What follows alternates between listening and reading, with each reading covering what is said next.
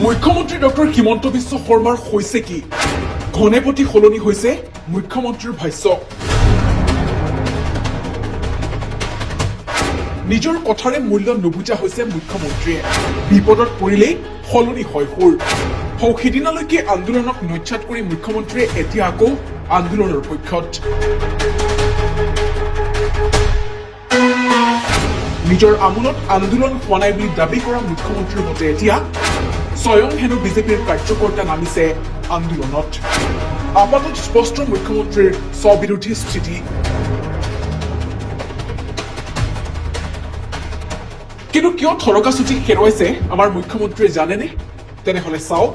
এই দৃশ্য এফালে জুবিন হত্যাৰ ন্যায়ৰ দাবীত তোলপাৰ ৰাজ্য তদন্ত প্ৰক্ৰিয়াক লৈ আছামে অসন্তুষ্ট তাৰ মাজতে বুকুৰ আপোন শিল্পীজনক হেৰুৱাই কিছুদিন হামকটা জনজাতিকৰণৰ আন্দোলনে লৈছে নতুন গতি চাহ জনগোষ্ঠীৰ জনজাতিকৰণৰ লগতে দীৰ্ঘদিনে বিজেপি চৰকাৰে কৰি অহা প্ৰতাৰণাৰ বিৰুদ্ধে এনেদৰে তিনিচুকীয়াত বুধবাৰে প্ৰতিবাদ সাব্যস্ত কৰিলে জনগোষ্ঠীটোৰ ৰাইজে স্তব্ধ কৰিলে ৰাজপথ গণতান্ত্ৰিক আন্দোলনৰ জোৰদাৰ ৰূপ দেখি থৰসৰি কম্পমান হৈছে উজনি ভ্ৰমণৰত মুখ্যমন্ত্ৰী অৰুণোদয়ৰ টোপ দি 2024 নিৰ্বাচনী বৈতৰণী হিতাধিকাৰীৰ সহায়ত পাৰ কৰিব বুলি পাং পাতি থকা মুখ্যমন্ত্ৰীৰ অংকত এতিয়া লাগিছে কেনা নেতাক ফোন কৰি বুজনি দিয়া মুখ্যমন্ত্ৰী যেন বিশ্বাস আৰু আস্থাত ল'বলৈ টান পাইছে জনতাই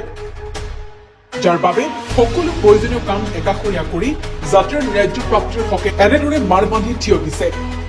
মৰাণ মটক আহোম জনগোষ্ঠীৰ পাছত এবাৰ চাহ জনগোষ্ঠীৰ এই আন্দোলনে দিছপুৰৰ হীৰা আৰু ধমনীত উচ্চ ৰক্তচাপৰ সৃষ্টি কৰিছে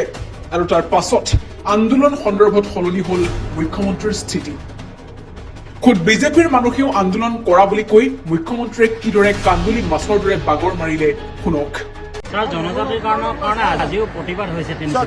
প্ৰতিবাদ হোৱাটো উচিত আৰু ন্যায্য দাবী মানুহে আন্দোলন কৰিব আৰু এই আন্দোলনটো জনজাতিকৰণৰ কাৰণে আৰু বিজেপিৰো তাত সমৰ্থন আছে আমাৰ দলৰ সদস্য সকলো আন্দোলনত আহিব আমিতো এই আন্দোলনত বিজেপিও জড়িত আছে কিন্তু একেজন মুখ্যমন্ত্ৰীয়ে কিছুদিন পূৰ্বে কৈছিল তেওঁৰ আমোলত আন্দোলন নাই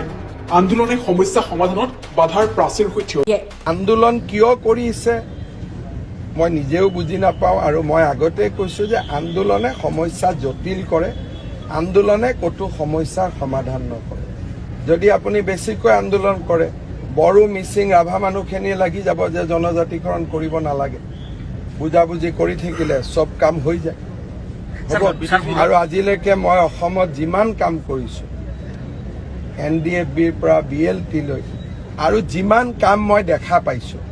সকলো কাম আলোচনাৰ মাজেদিয়ে মই দেখা পাইছো আন্দোলনৰ মাজেদিটো কোনো কাম হোৱা আজিলৈকে মই দেখা নাই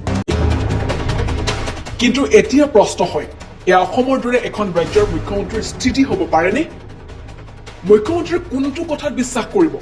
গণতান্ত্ৰিক পৰম্পৰাত আন্দোলনে শেষ ভৰসা জনতাৰ তাকো উপলুঙা কৰিলে ৰাইজে কাক বিশ্বাসত ল'ব ৰাইজে ভাবক